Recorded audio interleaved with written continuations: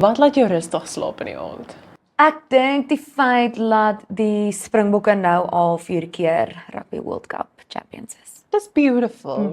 Ek's 'n bokke. En dat een van hulle jou crush is. Ja. Los je vrou vir my. Ja, seker my laaitie of like some weird sound of my honde. Wat my rustig laat slaap is om te weet ons kunstenaars wat Afrikaanse musiek het en dit draai nou huidiglik in 'n rigting en beweeg wat oper is en vryer is en net meer positief. Jy wil ook nie te confident raak of te excited raak nie. Ek probeer altyd my outfit so 'n bietjie chill hou en ek dink dit meng maar ook daarmee in. Ja.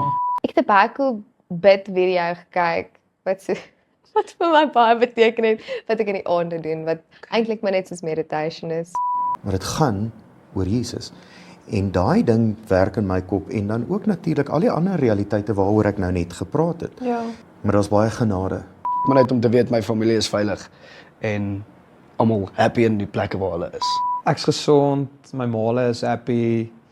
Ek het 3 honde wat ek baie min sien. Maar hulle is happy. Ek dink dit maak my rustig om te weet dat die dag as al suidloop, weet ek presies waartoe ek kan terughardloop en ek sal veilig wees daar.